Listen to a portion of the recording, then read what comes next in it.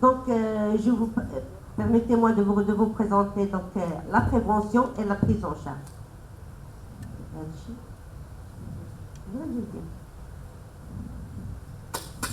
Je vais la présenter en deux parties. On va parler des axes stratégiques. On va partir sur la conduite à tenir. Donc, comme vous le savez, les piqûres et les envenimations scorpioniques sont un problème pas seulement au niveau du Maroc, mais un vrai problème dans plusieurs pays du monde. Chaque année, il y a des millions de personnes qui sont piquées par le scorpion et des milliers de personnes sont aussi décédées par une envenimation scorpionique. Au Maroc, les piqûres et les envenimations scorpioniques représentent la première cause d'intoxication déclarée au centre du poison et de pharmacovigilance. Donc avant de parler de la stratégie, il faut connaître donc, le mode de vie des scorpions. Les scorpions sont vraiment très résistants, que ce soit au froid, à la chaleur, au jeûne, ou même aux radiations ionisantes. Ils peuvent survivre à jeûne plusieurs années et à une immersion près de 3 heures. Ils ont une grande faculté d'adaptation qui leur a permis donc de s'installer dans tous les continents et aussi dans tous les biotopes. On peut les trouver à 800 mètres de profondeur qu'à 5500 mètres d'altitude. Les scorpions, bien sûr, ils jouent un rôle dans l'équilibre des milieux naturels, notamment en régulant la population d'insectes. Le Maroc donc, possède une faune scorpionique donc, la plus riche et la plus diversifiée de l'Afrique du Nord et même du pourtour méditerranéen, surtout par sa particularité écologique. On a des massifs montagneux, on a des plateaux, on a des plaines, des dunes littorales. Aussi, on a un climat qui est à dominance atlantique, saharienne, continentale et aussi une population urbaine et rurale surtout dispersée. Toutes ces particularités sont à l'origine d'une biodiversité scorpion-phonitique élevée. Dans le Maghreb, donc plus de 50 espèces de scorpions, dont 22 sont venimeuses et dangereuses pour l'homme. Donc on a surtout l'Androctonus mauritanicus, le scorpion noir. On a aussi l'Androctonus australis, qui est surtout l'oriental, ou bien le Bitus occitanus, qui est un scorpion jaune. Donc, avant 1999, on recevait donc des cas de désintoxication. Au milieu de l'analyse, on s'est avéré que les piqûres de scorpions représentent la première cause d'intoxication. Donc, c'est pour ça il y a eu une circulaire ministérielle qui obligeait tous les personnels de santé à déclarer. Et aussi, donc, on a fait une stratégie nationale donc, qui a été renforcée donc, en 2013 par les morsures de serpents. Cette stratégie donc, a pour but de diminuer le nombre de piqûres, donc, et diminuer aussi le nombre de décès et bien sûr les dépenses de la santé. Elle se base sur 5 axes. Premièrement, c'est la formation du personnel médical et paramédical. Donc avant, les piqûres de scorpions, ما كناش نقراوهم في les facs de médecine ni les écoles, donc on ne savait rien du tout sur la prise en charge, ou la conduite à tenir, ou le scorpion. Donc il fallait former le personnel médical et paramédical, surtout aussi qu'il y ait des médecins qui s'orientent vers une région, la région qui a les scorpions. Donc on doit former en continu donc, le personnel médical et paramédical. Donc on a mis en place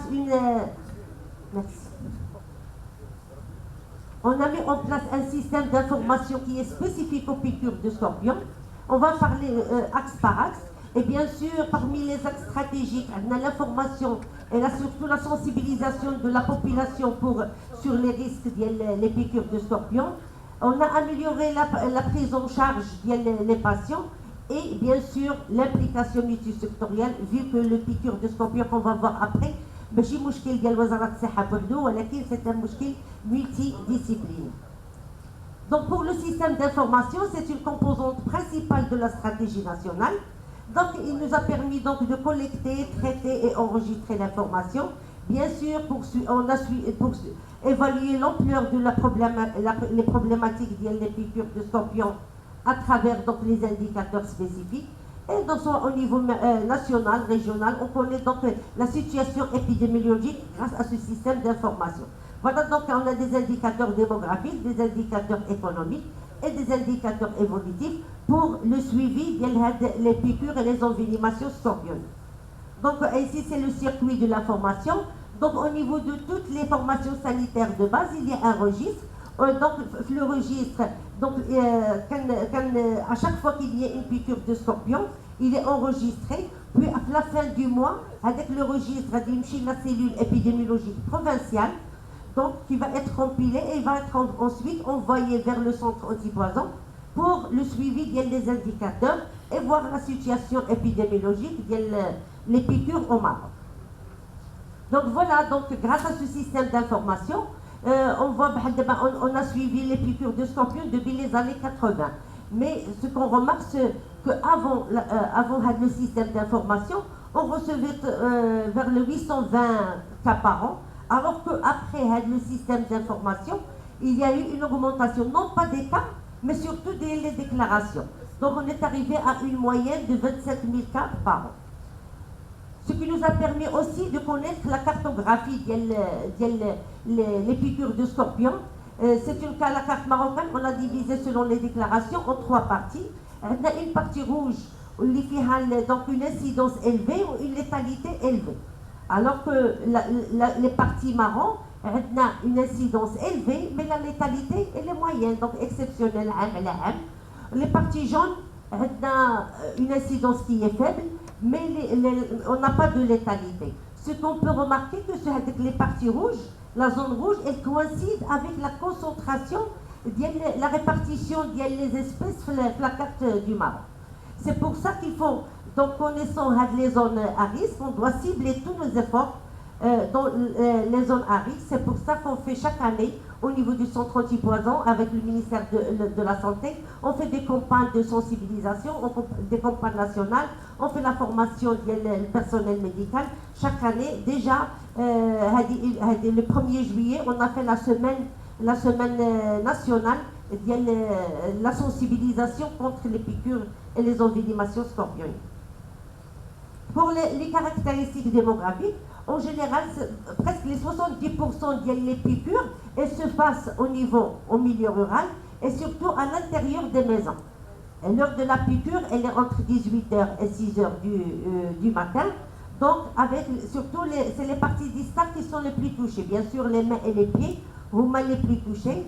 Et 28% des piqûres de scorpions sont des enfants moins de 15 ans. On remarque qu'au cours de toute l'année, on a des piqûres. Mais surtout, ils commencent à remonter entre mai et octobre. C'est la période où vraiment que les scorpions, donc on a les risques des piqûres. Avec un pic, donc c'est surtout en été, juin, juillet, août, c'est le pic des morsures, les piqûres, pardon.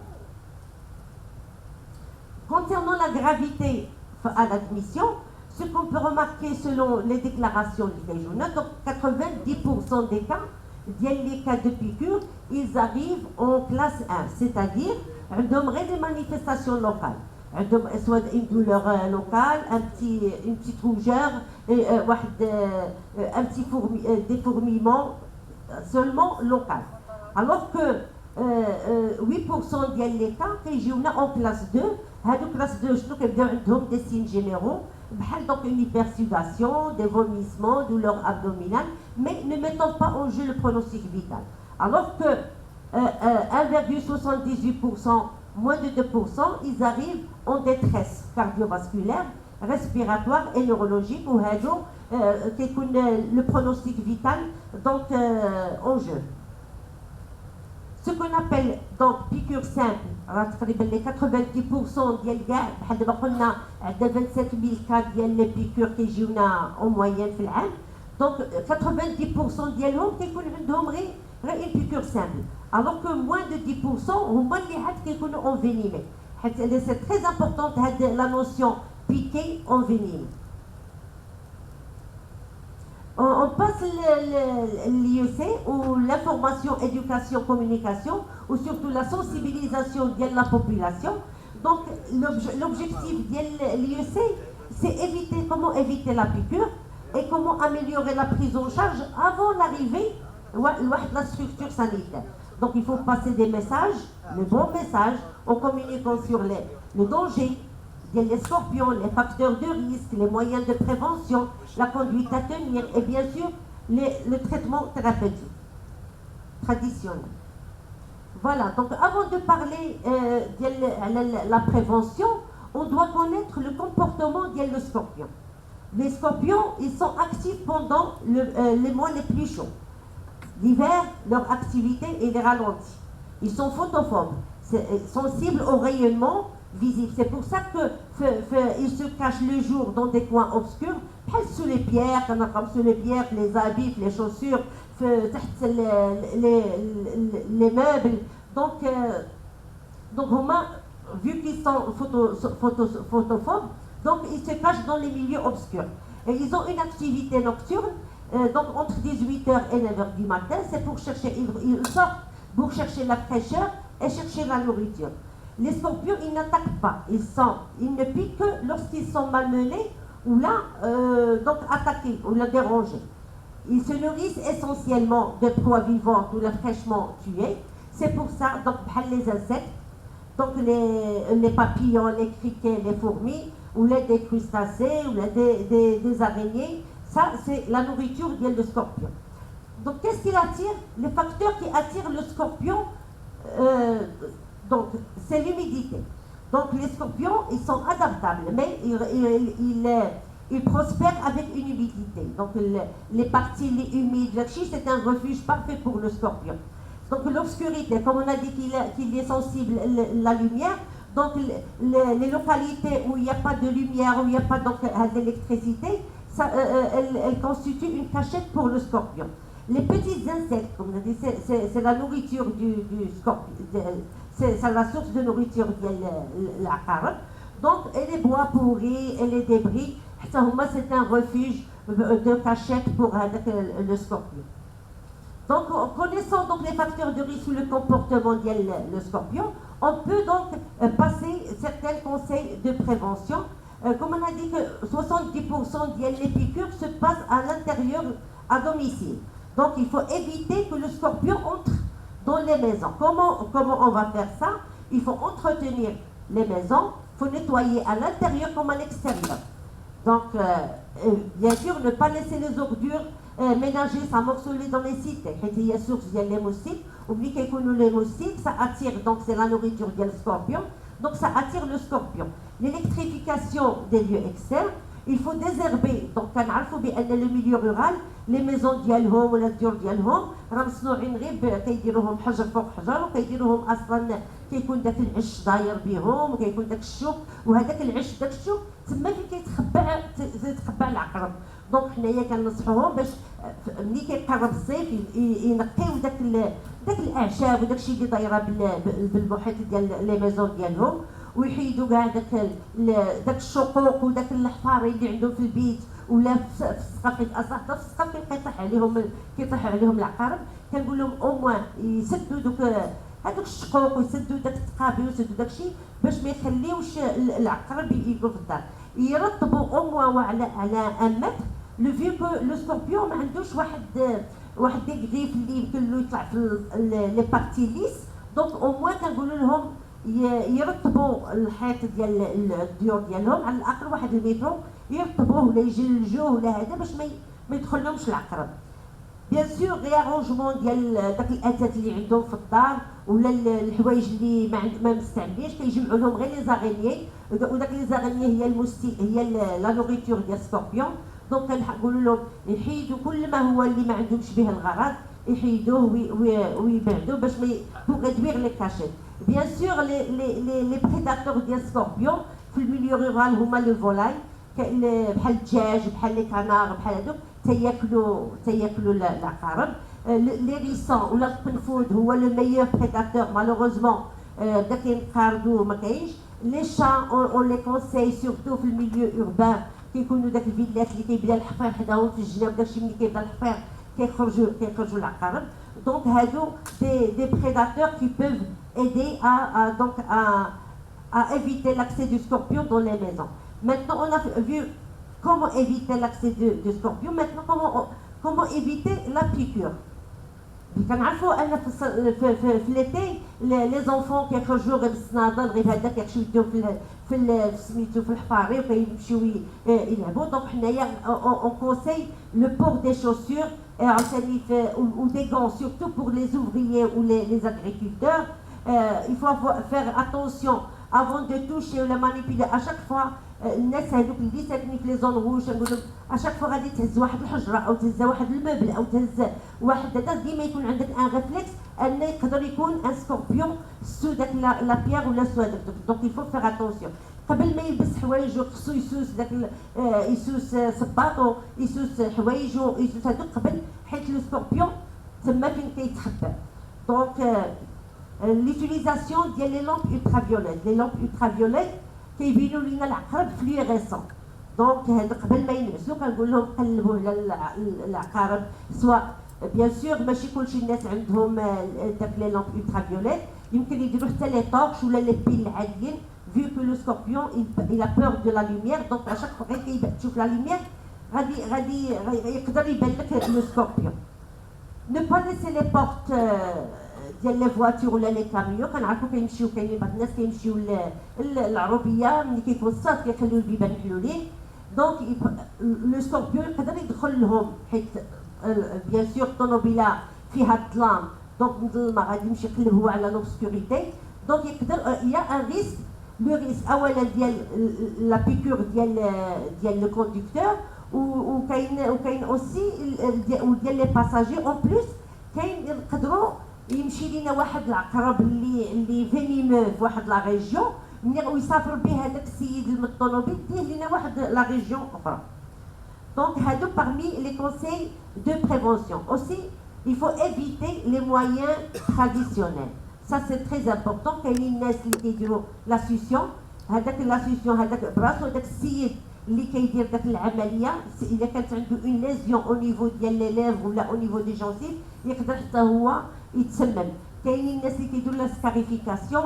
داك لا سكاريفيكاسيون يبو افوار اون هيموراجي يقدر يكون عندنا تعفنات. كاين لو غارو qui peut entraîner parfois donc des gangrènes ou dans les pires des cas نقدروا des amputations. كاين اللي كيستعملوا على حسب لي ريجيون. كاين اللي كيدير الغاز كاين اللي كيدير الحنه كاين اللي كيدير العسل كيدير دونك وكاين certains médicaments comme les corticoïdes ou les antihistaminiques n'ont aucun effet sur les piqûres de scorpions. Les moyens traditionnels ne font que retarder la prise en charge de le patient ou ils sont nuisibles pour la santé. Ce qu'il faut faire, c'est qu'il faut se rendre rapidement vers un centre de santé le plus proche. Et surtout, pour le conseil, vu que les enfants sont les plus vulnérables, ou les enfants, donc les 95% des décès par piqûre de scorpion sont des enfants moins de 15 ans. Donc, par précaution, on conseille de transférer directement vers l'hôpital les enfants de moins de 15 ans, même s'ils sont asymptomatiques. ماشي حتى يبدا عليهم لي سين دونفينيماسيون وكتولي لاغرافاسيون من بعد.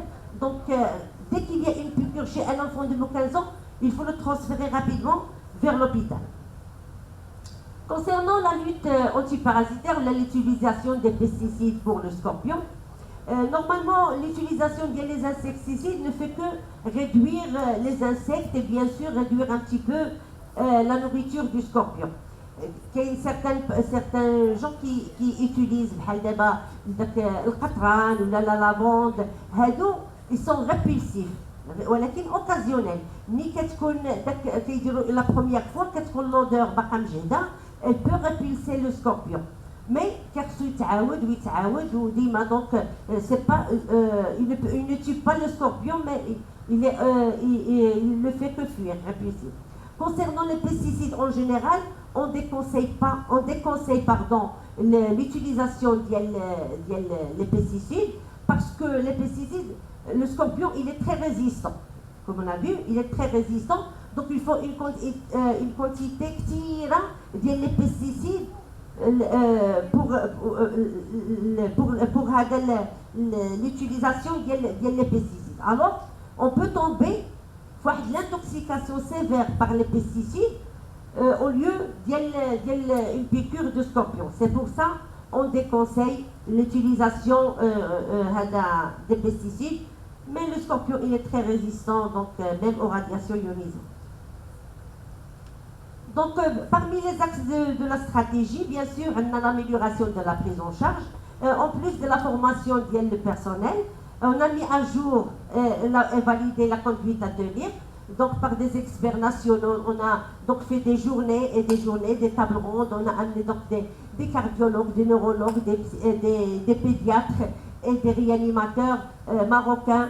Donc aussi, on a invité un expert international qui a mis à jour la conduite à tenir ou la valider. C'est une conduite à tenir maintenant qui est standardisée et qui est utilisée au niveau de toutes les formations sanitaires. On a aussi doté les hôpitaux par des kits de prise en charge, des kits sous forme d'une boîte où il y a tous les médicaments et les fongibles nécessaires à la prise en charge d'une envenimation scorpionique, surtout donc bien sûr pour soulever certains dysfonctionnements de la prise en charge et de trouver des solutions. On a implanté l'audit clinique des cas de décès et de near-miss. Et bien sûr, toute l'amélioration de la prise en charge, c'est pour uniquement réduire les décès intra-hospitaliers. Donc, pour le suivi donc, par des indicateurs, voilà les indicateurs évolutifs des piqûres de scorpion. Donc, chaque année, on diminue le nombre de décès, mais surtout, c'est le taux de mortalité générale qui a été diminué donc, de 2,37% en 99 à 0,14%. Et le taux de létalité par envenimation, c'est le nombre de décès parmi les envenimations. Ça, c'est un indicateur spécifique de la prise en charge. Donc, il est passé de 7,1 à 1,28%. Donc, voilà, donc, en 2007, depuis 2007, on a commencé à distribuer les kits thérapeutiques de la prise en charge à toutes les régions du Maroc, même avec les régions jaunes.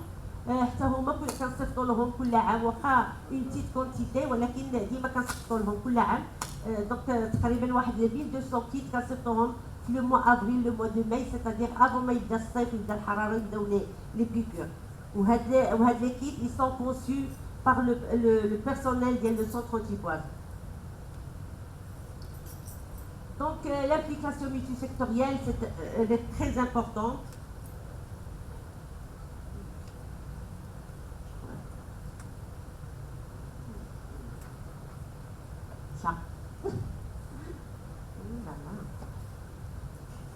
Elle est très importante, donc, parce que les piqûres et les envenimations scorpioniques, c'est une pathologie communautaire. Il y a la commune. Toutes les classes sociales sont impliquées.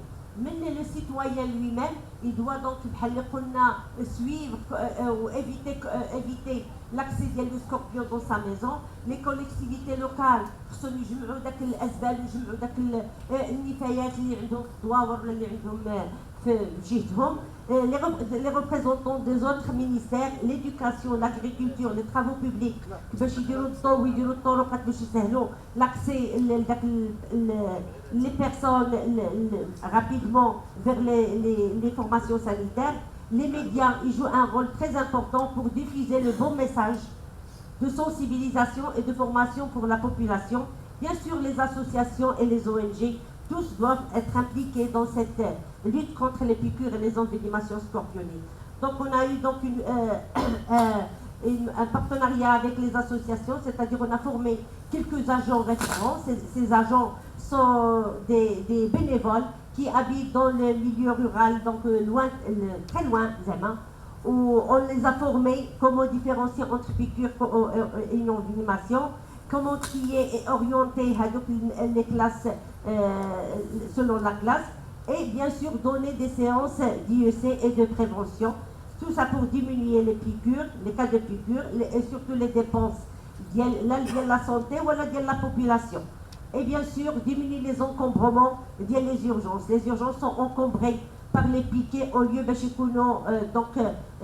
encombrés par les envenimés. Donc on passe à la conduite à tenir. Donc avant de parler de la conduite à tenir, on doit connaître bien sûr le venin du scorpion.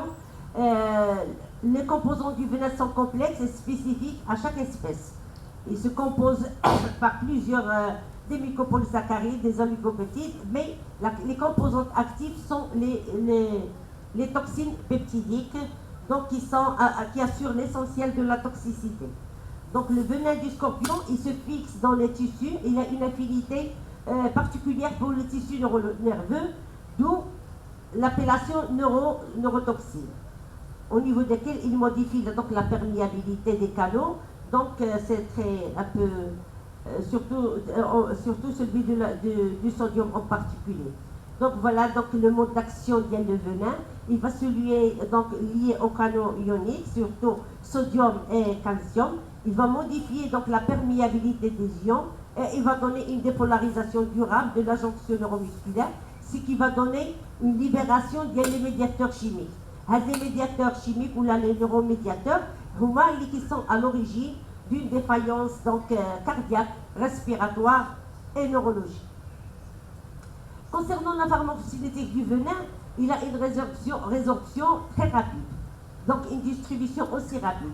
Dès qu'il y a une piqûre, les premières minutes, 4 à 7 minutes, il passe dans la circulation sanguine, donc avec une forte distribution tissulaire. Concernant la gravité des envenimations scorpioniques, c'est surtout l'atteinte cardiovasculaire qui se produit en 2 phases. Donc la première phase, donc la décharge des catécholamines, donc il va donner donc un syndrome muscarénique, des cyanurées, l'hypersudation, les troubles digestifs. Ensuite, on a la deuxième phase, c'est la défaillance cardiaque avec un état de choc, donc insuffisance cardiaque et l'OAP. La particularité de l'atteinte cardiaque scorpionique, c'est qu'elle est sévère. On a atteint les 2 ventricules et aussi, heureusement, elle est réversible en cas de guérison. Donc passons proprement dit à la conduite à tenir.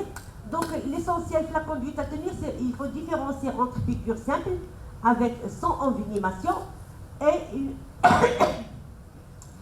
piqûre avec envenimation. Bien, comme on a vu, donc 10% des cas sont envenimés et 90% sont des piqûres blanches. Donc l'essentiel, l'étape importante de la prise en charge, bien sûr, c'est l'interrogatoire. Il faut mettre en confiance le patient.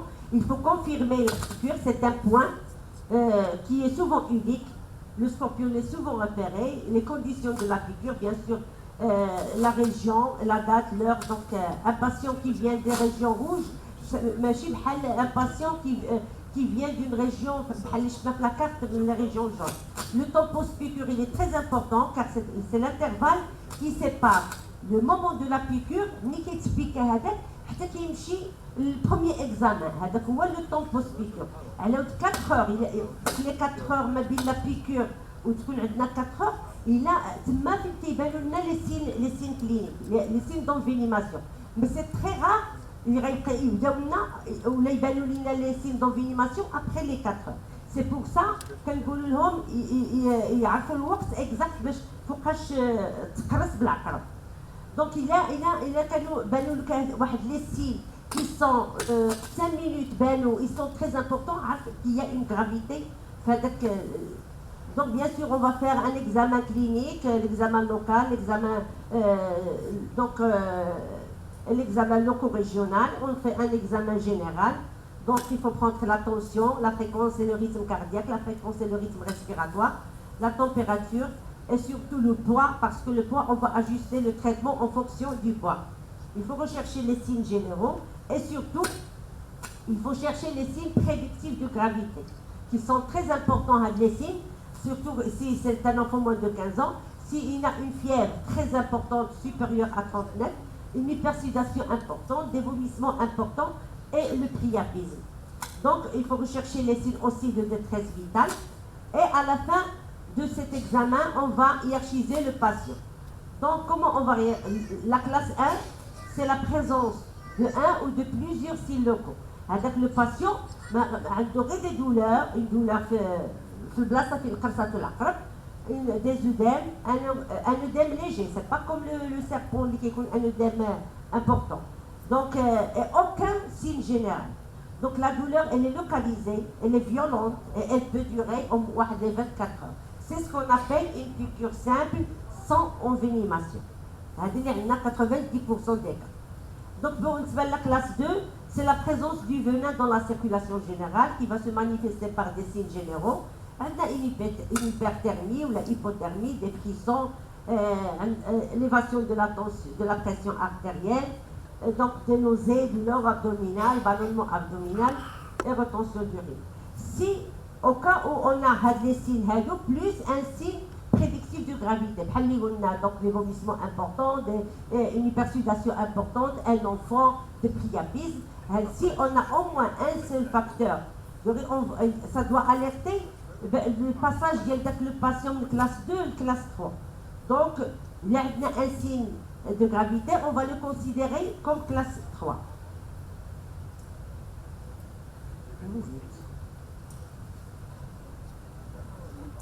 Pour la classe 3, c'est la défaillance des fonctions vitales. L'envenimé, il est en détresse cardio-circulatoire, donc c'est la cause, elle est fréquemment la cause du décès. Donc, en état de choc, donc on a une détresse respiratoire aiguë. C'est une complication de la défaillance cardiaque, surtout un OAP. On a une détresse neurologique. Donc, une piqûre simple, c'est classe 1. Une envenimation, c'est classe 2 ou classe 3. Donc, les signes d'envenimation, en général, ils apparaissent dès après la piqûre, directement après la piqûre, et très très rarement après la 4e heure. Donc, on se pose la question pourquoi on est piqué. On a une piqûre simple, là on a une piqûre par envenimé. Donc, soit la piqûre simple, soit il est piqué par un scorpion qui n'est pas venimeux pour l'homme, soit que le scorpion il est venimeux, mais le patient, la glande à venin diallo il l'a déjà utilisé pour tuer une proie ou des choses, donc كتكون خاويه. Ou là, la quantité, il a injecté le venin, mais la quantité était faible par rapport au poids. C'est pour ça que les enfants sont les plus vulnérables. Donc les enfants ont un poids qui est clé, surtout l'enfant, 10 ans, 5 ans, 3 ans, un bébé, donc le poids clé, il a avec une quantité suffisante de venin. Donc, l'envenimation. C'est pour ça, donc, la prise en charge, elle est différente d'un piqué et d'un envenimé. Donc, que faire? Les premiers gestes, donc, lors d'une piqûre de scorpion, il faut enlever le scorpion des habits. Le scorpion fait les chaussures et qui est piqué une deuxième ou une troisième fois. Donc, il faut enlever le scorpion les habits. Bien sûr, le capturer et le tuer. Retirer aussi le lieu de la piqûre, surtout parce il faut noter la taille et la couleur du scorpion et calmer le piquet. Le piquet agité, il va accélérer donc, la circulation sanguine. On va donner une distribution très rapide de le venin. Il faut noter l'horaire de la piqûre. Éviter les moyens thérapeutiques traditionnels et évacuer immédiatement avec le piquet vers la formation sanitaire. Donc au milieu extra-hospitalier, on peut traiter la classe 1 au milieu extra-hospitalier. Qu'est-ce qu'on fait pour la classe 1 qui est d'arrêt des signes locaux? On va traiter, désinfecter la piqûre par un antiseptique non alcoolique, un antalgique, surtout le paracétamol. Ou parfois quand il aurait vessie de glace en général donc quand il aurait vessie de glace alors la douleur elle est très vive 24 heures. Donc une vessie de glace avec des antalgiques. Ensuite quand on sous surveillance au moins 4 heures post-piqûre, quand surveiller les constantes vitales, la tension artérielle, la fréquence cardiaque, la fréquence respiratoire et la température. ومن بعد كنديروا له واحد la sensibilisation et l'éducation surtout ou l'entourage. Pour un enfant, moins de 15 ans, on la répète, il faut prendre une voie veineuse, on le transférer rapidement vers l'hôpital, même s'il est asymptomatique. Normalement, les réanimateurs, avec l'expérience des réanimateurs des régions à risque, ils disent كيقولنا بحال ملي كيجينا ان انفون كيجي معطل ما كيقدروش يلقاو له حتى لافيل كيكون اون ايتا دو شوك ما يقدروش يلقاو له حتى لافيل سي بور سا ولينا تنقولوا لهم افون واخا يكون اسيمتوماتيك دير له غير اون فوا فينوز وصيفطوا للوبيتال. دونك بور لا كلاس 2 خصو يكون اوسبيتاليزي في ان اوبيتال اللي يكون قريب لا ريانيماسيون. دونك الا ما عنده تيستين بريديكتيف دو غرافيتي كنتريتيو سيمتوماتيكمون لي سين جينيرو وكنبقاو سو سيرفيونس حتى جوسكا لا ديسباريسيون توتال اي ديورابل ديال داك لي سين كلينيك ديالو. دونك واحد لي 24 à 48 heures كيبقى سو سيرفيونس من بعد il peut sortir. سي لو باسيون بحال اللي قلنا عنده ان سول سين دو غرافيتي هذاك كنحسبوه بحال كلاس 3. دونك هذاك غنديرو اون فا لو ميتر اون كونديسيون وغنصيفطوه لوبيتال افيك ريانيماسيون. دونك ولكن كاينه واحد الفتره ديال لو ترانسفير ديال داك لو باسيون. دابا لو باسيون هذاك اللي بدا انفينيمي و doit être transféré, il doit être transféré dans les bonnes conditions. Il ما كانوش les bonnes conditions كيكونوا les complications. Donc la mise en condition est très importante pour le transfert ديال les patients اللي كيكونوا classe 3 grave ou اللي كيكونوا classe 2 avec un signe prédictif de gravité. Donc, il doit accompagner, si possible, avec un personnel de santé, une position demi-assise. Donc, il y a une voie veineuse ou de l'oxygène, même dans l'ambulance. Donc, on doit commencer la dobutamine. La dobutamine, c'est le traitement des troubles cardio-respiratoires. Donc, il faut initier la dobutamine. Normalement on n'a pas des ambulances اللي فيهم داك لا سورانك اوتوبيسي ملي ما كانتش داك لاصوص au moins كنديروا حتى goutte à goutte. هادو les régions par expérience ils ont commencé à faire même par goutte à goutte. Donc pour ça c'est des détails. Donc voilà le protocole de la dobutamine en goutte à goutte.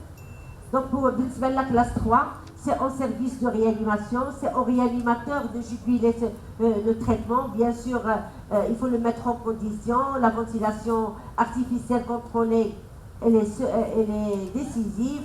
Il faut mettre en place une sonde urinaire et une sonde gastrique. Donc, la classe 3, c'est la classe grave où le patient il est en détresse cardiovasculaire, respiratoire et neurologique. C'est au réanimateur de juguler donc le traitement. Il doit suivre le patient très minutieusement. Donc on fait un traitement symptomatique, bien sûr selon s'il présente des convulsions on donne le diazépam, s'il donne agitation on donne les nouvelles. Donc en cas de l'état de choc donc on commence la dobutamine. C'est le traitement spécifique de la détresse cardiovasculaire.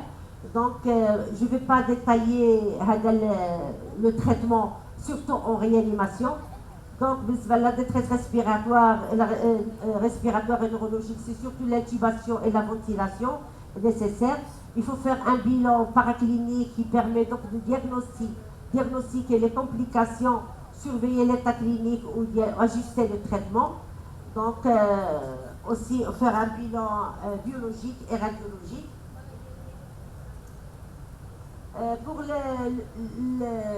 Pour la sérothérapie, donc un petit mot sur la sérothérapie, elle est bien discutée donc, dans la littérature, certains qui l'utilisent, certains qui ne l'utilisent pas. Donc les premières explications, comme on a dit, que le venin a plusieurs composantes, en plus les toxines cliniques. Donc parfois donc, les effets du venin, à travers la libération d'un certain nombre de médiateurs que le sérum n'a pas d'effet, n'a aucun effet. En plus, donc, la différence pharmacocinétique avec le venin ou l'antivenin. Le venin a une action plus rapide que l'antivenin.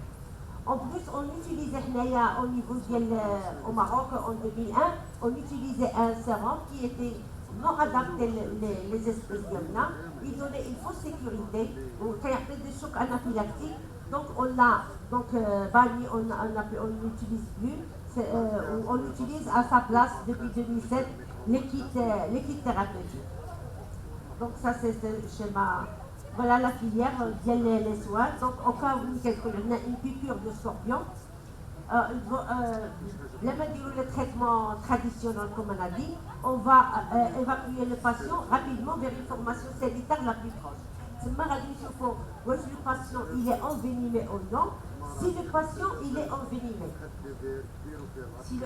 on va le mettre en condition ou un hôpital et définit la réanimation. Donc c'est l'évolution de le patient. Il a médecin. Donc s'il est décédé, on va faire un audit clinique. S'il a bien évolué, il va sortir. Ensuite, si le patient, dès que la formation sanitaire n'est pas envenimé, c'est-à-dire il est classe 1, on va voir l'âge. Si le patient, c'est un enfant, l'enfant, on doit l'évacuer immédiatement vers l'hôpital avec réanimation, par précaution. Si c'est un adulte, on va le mettre en surveillance 4 heures post-figure. Au cours de la période, s'il est guéri, s'il n'a pas présenté de signes d'envenimation, il va sortir. Si, dès que le moment il a commencé à faire des signes généraux, on va le mettre en condition et on va le transférer. Donc voici, ça c'est la conduite à tenir, elle est bien détaillée. C'est une affiche qui contient tous les détails de la prise en charge du patient, l'hiérarchisation, le traitement, tout est bien clair de la conduite à tenir. Donc en conclusion, la pierre angulaire de la prise en charge, c'est la distinction, c'est très important. Différencier entre une piqûre simple avec envenimation et une piqûre sans envenimation et une piqûre avec envenimation. La prise en charge au Maroc, il repose sur une conduite à tenir qui est univoque, standardisée depuis 2001. Donc il est amélioré en 2007 par des experts nationaux et internationaux. Donc il est renforcé en 2007 par technique thérapeutique. Technique thérapeutique contenant tous les médicaments et les fongibles nécessaires pour la prise en charge. Ils sont distribués à toutes les régions du Maroc. Le traitement est surtout symptomatique dans un service de réanimation pour les cas graves. Un système d'audit clinique des cas de décès a été implanté au niveau des hôpitaux pour soulever les dysfonctionnements et bien sûr d'y remédier. Je vous remercie.